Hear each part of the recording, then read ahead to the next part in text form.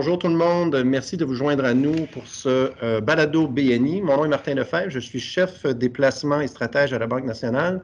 Et aujourd'hui, j'ai le plaisir d'être avec Louis Lajoie, notre stratège en investissement principal et gestionnaire de portefeuille pour tous nos mandats de répartition de l'actif, pour parler de sujets bien au goût du jour aujourd'hui, l'inflation, un environnement de taux d'intérêt à la hausse et comment on peut déceler certaines opportunités dans cet environnement-là. Donc, commençons tout d'entrée de jeu. D'abord, Louis, merci d'être avec nous.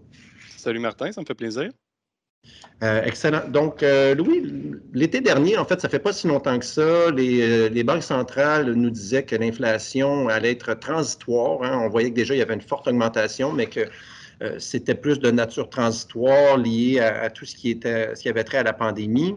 Et à ce moment-là, on était aux alentours de 5 Puis là, du jour au lendemain, on se retrouve là, avec une inflation galopante. On est rendu à du 7,5 aux États-Unis, le plus haut niveau des 40 dernières années. Qu'est-ce qui se passe? Donne-nous un peu ton appréciation de la situation. Bien, effectivement, écoute, je pense qu'on peut s'entendre que la situation n'a pas évolué dans la direction que les banques centrales l'auraient souhaité. Puis au-delà du 7,5 je pense qu'une des grandes évolutions, c'est aussi le fait que les pressions sur les prix sont maintenant très généralisées. Hein. L'été dernier, c'était très concentré, mais maintenant, lorsqu'on regarde des mesures qui excluent les éléments les plus volatiles, comme une mesure d'inflation calculée par la Fed de Cleveland, qui est autour de 5,4 Donc vraiment, la situation, c'est généralisé en termes de pression sur les prix. Puis dans ce contexte-là, comme tu dis, on se fait tout le temps poser la question, bon, est-ce qu'on est dans le camp de ceux qui pensent que c'est transitoire? On est dans le camp de ceux qui pensent que c'est persistant. Puis c'est un débat qui est polarisant entre les investisseurs, les économistes. Puis souvent, je pense qu'il y a beaucoup de nuances qui se perdent dans ces polarisations-là. Parce que la réalité, mais il y a souvent des éléments de vérité dans les deux camps. Puis je pense que c'est le cas actuellement. Plusieurs dynamiques qui sont en jeu simultanément. Si on regarde du côté de transitoire, je pense qu'il n'y a aucun doute, quoi qu'on en pense, là, qu'il y a des éléments qui sont effectivement transitoires derrière la hausse de l'inflation, étant donné la présence et la persistance de la pandémie. Mais les dépenses ont été concentrées dans les biens, hein, comme on le sait, hein, alors que de l'autre côté, mais l'offre de biens, elle, a été affectée par les fermetures temporaires de ports, d'usines. Ça demeure encore le cas aujourd'hui. Ça va créer les fameux problèmes de chaîne d'approvisionnement. Puis, de facto, avec cette demande-là surchargée pour les biens et l'offre qui est handicapée pour les biens par la pandémie, mais là, on a vu les prix des biens durables exploser. Donc, littéralement, 18 de croissance année sur année pour les biens durables aux États-Unis. C'est du jamais vu, même pas dans les années 70. Derrière ça, on connaît tous le cas de figure, là, les véhicules usagés qui, eux, sont en hausse de 40 là. Alors, vraiment un contexte assez particulier, puis c'est difficile de ne pas voir un caractère transitoire là-dedans, sachant que si on regarde cette même donnée-là, là, les prix des biens durables, si on regarde sur les 20 dernières années, en moyenne, son taux de croissance, c'était moins 1 comparativement aux 18 qu'on vient de vivre. Puis d'ailleurs, on avait déjà vu une certaine accalmie sur les prix des biens là, dans les mois suivant la vague Delta, au troisième trimestre l'an dernier. Mais avec l'arrivée de Micron, on a vu plusieurs indicateurs de prix à haute fréquence qui ont commencé à remonter. On pense au prix des conteneurs pour faire livrer un conteneur en provenance de Chine, le prix des semi-conducteurs aussi qui avait remonté à des sommets. Donc, sans trop de surprise, on a vu les pressions sur les prix des biens se poursuivre dans les derniers mois. Maintenant, si on regarde devant, je pense que c'est raisonnable de penser qu'il y a un apaisement qui va finir par se matérialiser de ce côté-là. Certainement pas du jour au lendemain, peut-être même pas au premier trimestre. Donc, ça va prendre du temps, là. Mais assumant que la pandémie va vers un statut d'enjeu plus secondaire, je pense qu'il y a des raisons de croire qu'on va finir par arriver dans ce scénario-là, selon les différentes politiques qui commencent à être mises en place un peu partout dans le monde. On peut penser que finalement, la consommation va effectivement commencer à migrer des biens et aller plus vers les services. Puis dans tous les cas, on voit quand même dans les données déjà aujourd'hui les inventaires des entreprises qui commencent à augmenter très sérieusement. Donc, c'est encourageant. Les compagnies quand se sont adaptées, elles aussi. Les inventaires augmentent, comme je viens de le dire. Donc, tout porte à croire qu'au courant de l'année, on va finir par voir effectivement une stabilisation des prix pour les biens.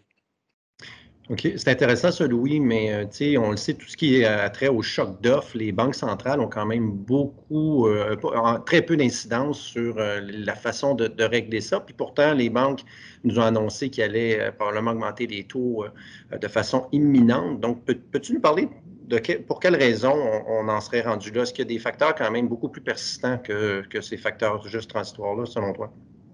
Mais effectivement, il faut le mentionner, puis faut être clair, là, même si, bon, il y a un sommet clairement qui s'approche pour l'inflation, pour les raisons que j'ai mentionnées, il y a d'autres éléments plus persistants, puis je pense que les banques centrales en sont évidemment bien conscientes, là, d'autres éléments plus persistants qui sont en jeu. Un d'entre eux qu'on va clairement voir se matérialiser cette année, c'est le coût du logement. Le coût du logement qui a quand même un poids important dans les chiffres d'inflation, avec la hausse des prix de l'immobilier que tout le monde connaît, tout le monde a vu. Je pense que c'est bien couvert par les médias. Ben, clairement, si on voit qu'historiquement, ça tend à avoir un effet retardé sur le coût du logement. Donc ça va clairement donner lieu à des chiffres soutenus encore de l'inflation pour au moins cette année. Mais au-delà de ça, je pense qu'un facteur plus intéressant à surveiller cette année, mais même plus loin encore pour les années à venir, c'est la fameuse pénurie de main-d'œuvre qui existait avant la pandémie et clairement qu'on a vu exacerber un peu au courant de la pandémie et surtout son impact sur les salaires, évidemment. Donc, pratiquement tous les indicateurs économiques sur la demande de main-d'œuvre qu'on va regarder sont à des sommets historiques, mais au-delà des données, je dirais qu'il suffit de prendre une marche dans n'importe quel centre-ville ou de discuter avec n'importe quel entrepreneur, puis on voit que la réalité, c'est un enjeu très concret, l'enjeu de la pénurie de main-d'œuvre. Ça semble déjà avoir, comme je le disais, ça semble déjà avoir un impact sur les salaires aux États-Unis qui sont à peu près à un sommet en 20 ans, là. C'est un phénomène bon, qui est exacerbé, oui, par la pandémie. On pense à beaucoup de gens qui ont cherché à se requalifier, changer d'emploi. Il y a un excès d'épargne qui donne une certaine flexibilité aux travailleurs. Il y a eu des retraites devancées aussi. Donc, il y a un paquet de choses qui se sont passées de ce côté-là qui exacerbent un peu le phénomène de pénurie de main-d'œuvre.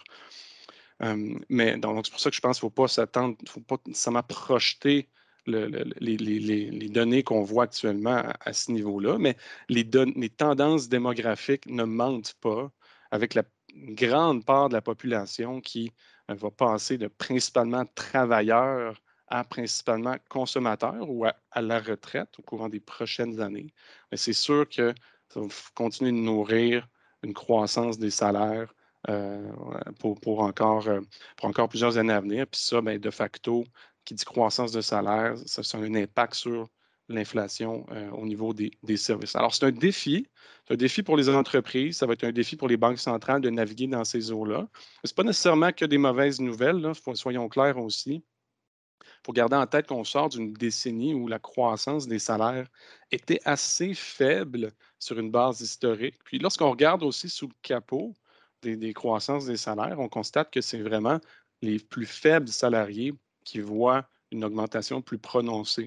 Alors, sachant tous les enjeux avec les écarts de richesse, les enjeux que ça pose aussi pour la cohésion sociale, de voir une espèce un retour à l'équilibre avec un retour du balancier peut-être au niveau des différentes strates de richesse. Il y a du positif, je pense, là-dedans. Pour autant que dans l'ensemble, les chiffres de croissance des salaires demeurent raisonnables, comme c'est le cas actuellement, puis comme quand même, je pense, on peut raisonnablement l'anticiper pour la suite. Parfait. Donc, clairement, des facteurs transitoires qui vont se dissiper graduellement avec l'augmentation de la production, mais on observe, si je t'entends bien, qu'il y a quand même certains facteurs plus persistants liés à la demande, puis certainement que l'augmentation des salaires dans un environnement de main-d'œuvre très serré, ça va être un défi pour les autorités monétaires. Puis d'ailleurs, ben, on a vu qu'ils ont changé un petit peu leur fusil d'épaule, hein. On parlait seulement que d'à peu près 3 hausses de taux il n'y a pas si longtemps à peine. Là, on parle d'un mois, un mois et demi. Là. Et là, tout d'un coup, les marchés se mettent à anticiper beaucoup plus de hausses de taux. Là, on parle de 6 hausses tant au Canada qu'aux États-Unis, là, à peu près. Est-ce que, selon toi, c'est raisonnable, ces anticipations-là? Bien, effectivement, c'est tout un pivot que les banques centrales et surtout la Réserve fédérale aux États-Unis nous a servi dans les derniers mois. Puis bon, à sa défense, la défense de M. Powell aux États-Unis, bon, il pouvait justifier son approche attentiste là, en 2020-2021. On l'a souvent entendu dire, bon, wait and see en anglais, donc attentiste, si vous voulez. On pouvait comprendre ça, étant donné toute l'incertitude occasionnée par le contexte pandémique. C'était sans précédent. Donc, de rester sur les lignes de côté à ce moment-là, avec aussi peu de visibilité, c'était compréhensible. Mais ce n'est plus du tout le cas aujourd'hui. On n'est plus du tout dans ce scénario-là. Non seulement, bon, on connaît mieux le virus, évidemment, on s'adapte de plus en plus. Tout le monde, on le voit très concrètement dans notre quotidien. Avec l'ampleur de la hausse de l'inflation qu'on a discuté plus tôt, mais surtout aussi le rétablissement du marché de l'emploi, qui est, si on regarde le taux de chômage aux États-Unis à 4 on est à peu près dans la fourchette du plein emploi aux États-Unis. Il est devenu très évident que c'est le temps de normaliser les taux d'intérêt un peu partout dans les pays développés, mais surtout en ce qui a trait aux États-Unis. Maintenant, est-ce que 6 hausses de taux, c'est raisonnable comme les marchés s'est emballé à escompter en seulement quelques semaines?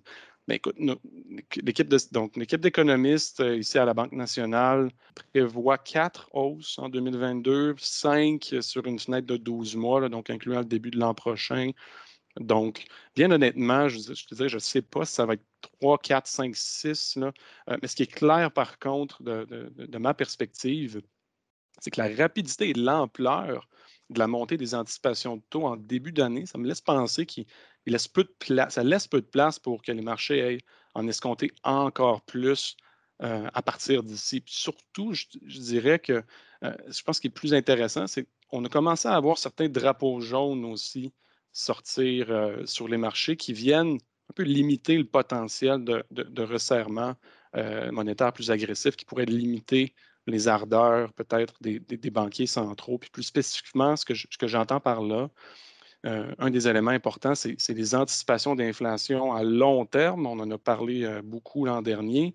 Mais en fait, malgré la hausse de l'inflation qu'on a vue, là, le 7,5 si on regarde au-delà de ça, ce que les marchés anticipent dans 5 ans, à ce niveau-là, donc à long terme, les anticipations d'inflation ont baissé de manière marquée depuis le début de l'année. Ils sont même en fait en dessous de la cible ou de la zone, si vous voulez, ciblée par la Réserve fédérale à long terme. Alors, ça démontre bien que dans les yeux des marchés également, il y a un élément transitoire dans tout ce contexte d'inflation-là.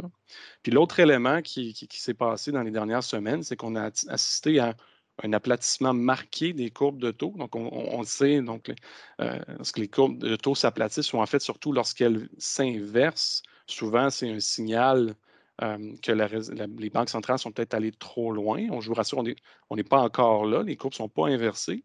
Mais ce qu'on voit quand on regarde dans les taux à terme, donc dans les taux anticipés dans 1 an, pour être plus précis, on voit très bien que si la Réserve fédérale il va effectivement avec des hausses de taux très agressives, bien, on risque d'être dans 1 an, dans un contexte où les courbes seront inversées et le marché commencera à se dire que effectivement la Fed est peut-être allée trop loin.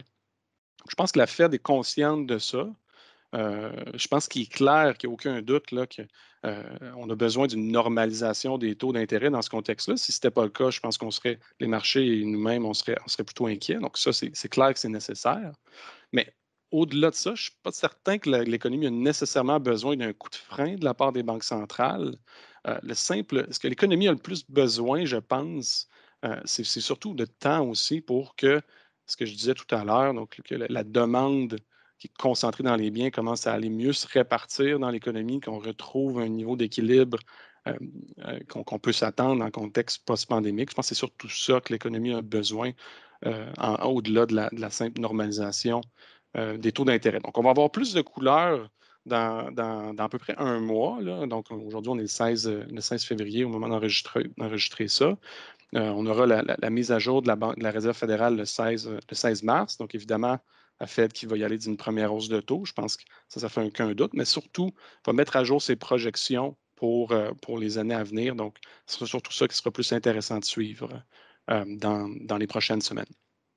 Oui, je suis parfaitement d'accord avec toi, surtout que cette normalisation va aussi passer par probablement un transfert de la consommation de biens vers les services, là, avec la réouverture graduelle et l'abandon des mesures sanitaires là, un peu plus strictes au cours des prochaines semaines. Louis, le temps file. On parle d'augmentation de taux. Qu'est-ce que ça veut dire exactement là, pour une répartition d'actifs pour les clients? Bien, c'est sûr, on le voit depuis le début de l'année. Hein. C'est moins confortable que 2021. 2021 a donné une excellente année pour les marchés boursiers. On a commencé 2022 nettement plus volatile. Lorsqu'on a regardé, on a fait une analyse historique. Bon, dans le passé, qu'est-ce qui se passe lorsque les banques centrales commencent à augmenter les taux? On a vu qu'effectivement, c'est un genre une tendance qu'on voit souvent, que les marchés boursiers sont initialement plus nerveux. Mais ce qu'on voit aussi, c'est que 12 mois après la première hausse de taux, dans tous les cas, historiquement, on a été positif. La raison étant que ce qui mène les banques centrales à augmenter les taux, c'est une vigueur économique. Et c'est certainement le cas encore aujourd'hui. Ultimement, cette vigueur-là mène à une croissance des bénéfices des entreprises. Encore une fois, ça devrait être le cas cette année. Les derniers résultats nous laissent certainement croire ça. Alors, c'est pour ça qu'on pense qu'une allocation pro-risque dans ce contexte-là est encore justifiée. Pour les marchés obligataires, ça risque d'être encore difficile, mais je pense qu'il y en a beaucoup qui s'est escompté en début d'année. Probablement que le pire est derrière nous. Si je veux être concret, si je prends l'exemple des taux 10 ans, là, considérant la vitesse à laquelle ils sont montés à 2 en seulement quelques semaines en début d'année, je pense que c'est clairement sont dus pour une période de consolidation. Puis si, en fait, à notre avis, ce serait difficile de voir les taux 10 ans aussi aller bien plus haut que 2,5 dans le cycle actuel, étant donné disons, nos estimés du taux neutre à long terme. Donc, autrement dit, si on part du creux de l'été 2020 pour les taux 10 ans, qui était à 0,5 on est maintenant à 2, puis le plafond est à 2,5. Ça veut dire qu'on a déjà au moins le 3/4 de la normalisation des taux long terme qui s'est réalisé dans les derniers mois. Donc, dans ce contexte-là, une position courte durée, ça peut encore faire du sens. Tactiquement, on détient encore une surpondération à liquidité, entre autres pour cette raison-là. Mais pour la classe d'actifs dans son ensemble, les marchés obligataires, le risque de recul prononcé à partir d'ici nous semble plus limité. Puis rapidement, en conclusion, au sein des actions, on a encore le marché canadien, notamment pour ses propriétés cycliques. Donc, l'économie, comme je le disais, a encore beaucoup de vigueur. L'inflation va ralentir, mais demeurer probablement au-delà des moyennes historiques. Donc, tout ça se prête un peu au marché boursier canadien. Mais je pense que c'est important de garder un œil sur la diversification aussi. Là où je veux en venir, c'est que on aime encore, malgré tout, les actions américaines aussi, qui sont certainement moins cycliques que le marché canadien, on le sait, mais qui ont l'avantage d'avoir un biais de qualité très fort. Et ce biais de qualité-là, je pense que c'est un atout important dans un contexte où il y a beaucoup de pression sur les marges bénéficiaires, le coût de la dette augmente aussi. Donc, la qualité devrait aider ultimement le marché américain. C'est quelque chose c'est une propriété qu'on voit moins à l'international et surtout, par exemple, dans les marchés émergents. Peut-être tu peux nous parler un peu des marchés canadiens, Louis, en terminant? Bien, écoutez, effectivement, donc, la bourse canadienne, comme j'ai touché brièvement, ses propriétés cycliques tendent à l'aider quand les taux d'intérêt sont à la hausse. Si on regarde les plus grandes pondérations, on a beaucoup du secteur bancaire, évidemment, le secteur d'énergie aussi qui fait bien. Donc, ça l'a aidé beaucoup, justement, la bourse canadienne depuis quelques mois pour ces raisons-là. Au niveau des valorisations, malgré tout, malgré cette hausse marquée, cette surperformance finalement des marchés canadiens, si vous regardez au niveau des valorisations, c'est encore très faible, au-dessous de sa moyenne historique des 10 dernières années. Donc, malgré tout, le marché canadien n'est pas si cher que ça sur une base historique et comparative également par rapport aux autres. Alors, c'est pour ça que je pense qu'il y a encore du potentiel de ce côté-là, Martin. Parfait. Merci beaucoup, Louis, d'avoir partagé tes réflexions avec nous. C'est tout le temps qu'on avait aujourd'hui. Tout le monde, encore une fois, merci beaucoup de vous être rejoints à ce balado BNI et on va vous revenir très prochainement avec un autre sujet d'importance. Merci.